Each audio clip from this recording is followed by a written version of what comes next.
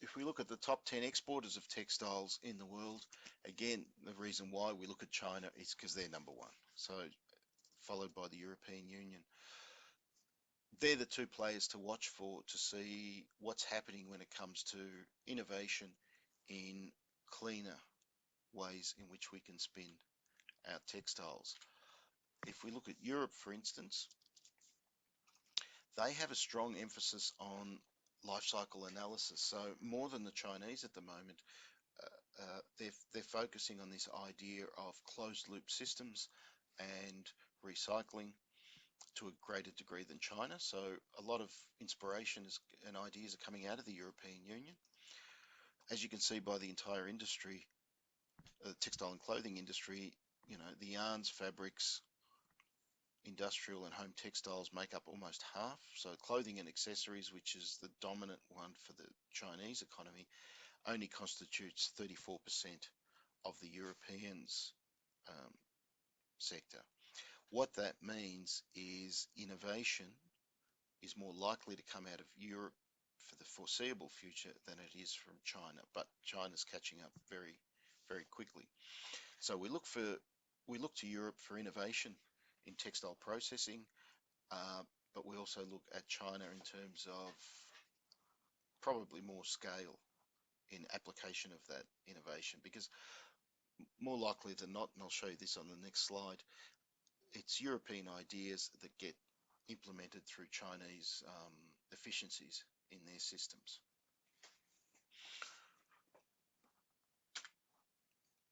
You can see that here when we look at textile machinery. So obviously the companies that make the machines will play a role in how efficient those machines are, or if efficiency is important. And the number one exporting country for textile machinery is Germany, followed closely by China. So Germany leads the pack in terms of engineering, but also now the efficiencies are very much part and parcel of what they do. And as I said, China in the last 15 years perhaps has caught up dramatically in the manufacturing of machines for textile processing. 80% of all spinning and weaving machines are installed in the Asian region. Just supports the idea that Asia is where the spinning and weaving for the whole planet seems to be occurring. So that is our focal point. So now if I was to go to, if we were to go back to, where are we? Remember Jenny with her spinning wheel? The reason I showed you Jenny and her enthusiasm is because if we don't take the tact of looking for efficiencies in our machinery, we might go the other way and say, why don't we go back to artisans, old-fashioned, handmade spinning and weaving of fabrics and fibers. Is it practical? As I said, if you're filling an order for 20,000 units for Kmart, how can you get one person to make the garments, or a whole group of people to make the garments? Not the garments, the fabrics, I should say. Maybe there's a convergence of the two, so I'm going to look at that for a couple of minutes. These are brands that have tried to bridge that gap, and I've mentioned Mayet, or Shadi is one of Mayet's customers. Where is it? Where are we? If you can click on those links, it'll take you to these sites. So Mayet, as I said before, I think it was week 1 or week 2, is a high-end New York luxury fashion brand that started looking at engaging people in developing countries with artisan skills that had been developed over a long period of time. Sorry, hang on. So Mayet's interesting because they were one of the first brands a long time ago that tried to merge the artisan skills with high-end luxury fashion in the developed world, if you like. And so it's a benchmark company that we kind of look to on a regular basis to see what they're doing. So have a look at their site, but in short, and again, I may have said this before, they engage artisans, and It's not about giving them an order and saying, you know, make this handbag for me and I'm going to sell it for $3,000 in New York. It's about getting designers from Mayette to sit down with artisans over a period of weeks, if not months sometimes, and to evolve a design. And the advantage of that is you end up with something that's quite unique, that's not easily replicated by other brands because of its the heritage that comes with the artisans and the input from New York designers as well. Another company, if we look at Cloth Roads, so these again are artisans who are able to sell their products through this website. And here you've got a very traditional method of spinning. But the point I want to make, if we go to accessories and we have a look at some of their scarves and wraps, so obviously the products they sell here are quite simple to make. You'll find, so these are handmade, hand-spun scarves that, if you look at the price points, are not too unreasonable, particularly $80, $70, particularly if you compare it to DJs and you have a look at some of their scarves retailing at $200. Obviously there's some that are cheaper, some that are more expensive, but so here you've got a mainstream brand, David Jones. Here you've got these handmade scarves. Is there an opportunity to take these scarves that are handmade, engage people in the developing world and retail through our main distribution centres? And that's one way in which you can sort of bridge this gap. It obviously can't satisfy the entire market, but having a small range or a diffusion range, which is artisan based, may in fact enhance the overall brand of David Jones. Artisans of Fashion then is, so again, I'm just getting these from the PowerPoint. Where are we? If I went back, oh, I've lost it. Artisans of Fashion is an organization that bridges the gap. So they've got, if you like, a database of artisans, and they invite brands, the David Jones, the Kmarts, the Myers, to engage them to look for artisans that may be able to produce products for their retail stores. So these are new players entering into the market who allow you to build your supply chain in a more diverse or holistic manner. And we watch these sorts of agents, if you like, agents for artisans as they evolve and compare them, see what they're doing. So if you have a look at this site, you'll see quite a number of projects that they've got all over the world that may be appropriate for your brand. As I say, that you can't use artisans to satisfy all of the demand of major brands, but you can include them in it, in your supply chain, in order to keep them going. Just like Cloth & Co have, they've engaged Artisans of Fashion, and they just give a bit of a narrative of what they do, how they work with these artisans, and it helps enhance, as I said before, the brand as such.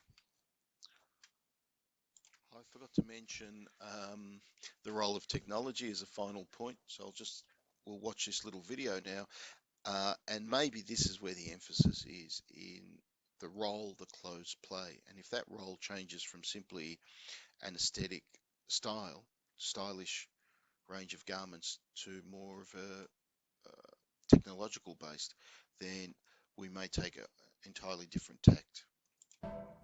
What we wear says something about our personality. But what if our clothes and accessories could also tell us about our health? We're in Germany, where these researchers are working on smart fashion of tomorrow.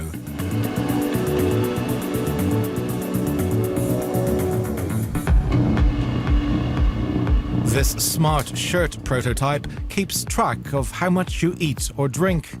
Soft textile sensors in the collar monitor the neck muscles to inconspicuously detect swallows.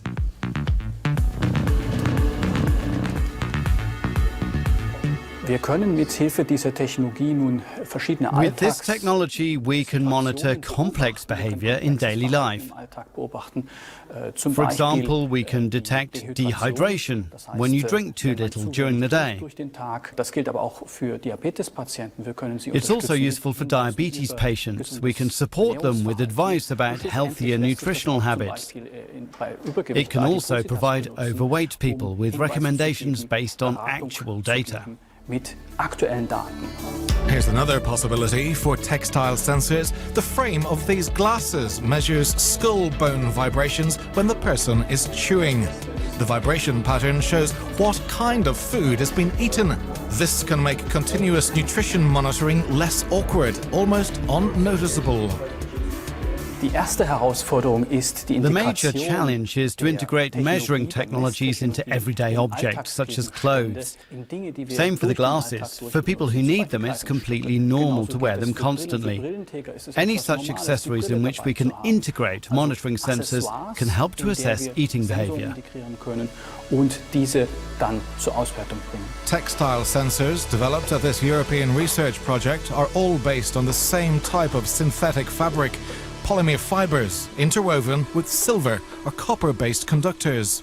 It's fully flexible and it's also air penetrative. That basically means if you put it onto the body and if you sweat, the air can get through. So it's really comfortable, and you can also wash it in the washing machine. We have done tests putting it in the washing machine for around 40 times, and it still works.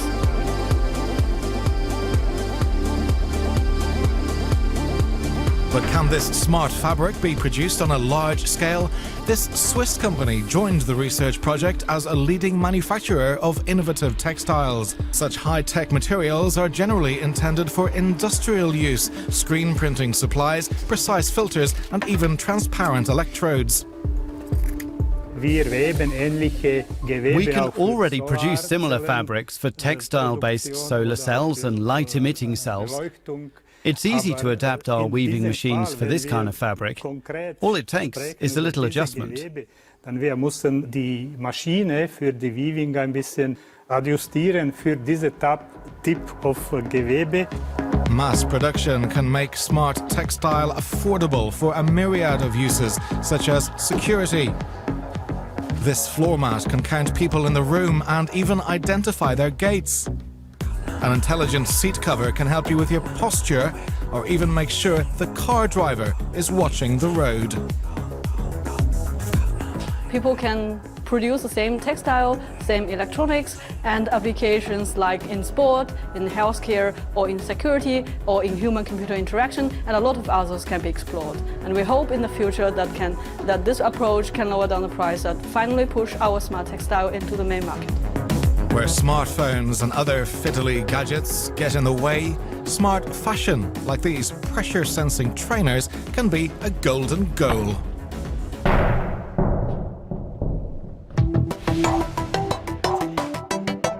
Okay, there you have it. So just an idea of perhaps the future lies in the embedding of technology into fashion for a whole range of reasons. So check them out.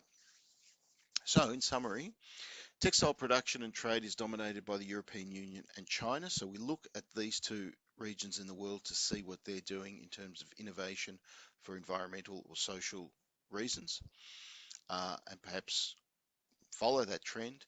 If we don't see much happening there, then perhaps the trend needs to be created elsewhere. Both of these regions are producers of textiles, but more importantly of textile machinery, which capital intensive. We said Germany and China. What that means is those two countries in particular will dominate the textile processing industry for the foreseeable future. And we watch the direction that they go in. Both are moving towards value adding by creating more sophisticated textiles. So this is the divergence. Do we go back to capital intensive, or do we move towards more highly efficient, innovative, perhaps 3D design and production of textiles? Both acknowledge the environmental landscape from very different points of view in terms of needing to change. The future fashion market may have a greater emphasis on the performance of fabrics and garments, meaning if my product and your product are identical in the market, then perhaps the point of difference isn't the product itself, but how the product was created or how it was spun. So there's certainly an avenue for that to occur. We're seeing the Nikes and other major brands, Adidas, moving down that path of promoting their products based on how it was made, as opposed to the aesthetic features of it. Simply because the market's just flooded with stuff that's difficult to differentiate itself. So how you make something could be more important than what it is, or just as important anyway.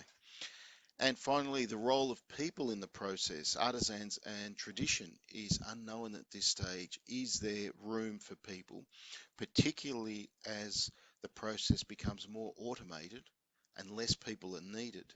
Will there be a concern amongst consumers that people are important, and the question might be asked of your brand, what are you doing to ensure that you're not just making money, that you're actually supporting people in the process? So it's about sort of blending in or keeping artisans going, giving them an income while still maintaining a traditional model for manufacturing and production of textiles. Okay, that's it for the week. This is the first online one. Let me know if there's something that didn't work or you'd prefer was done differently. Have a go at the tutorial questions and the terminology, and also have a look at the weekly problem, which I will post. Okay, thank you. See you next week.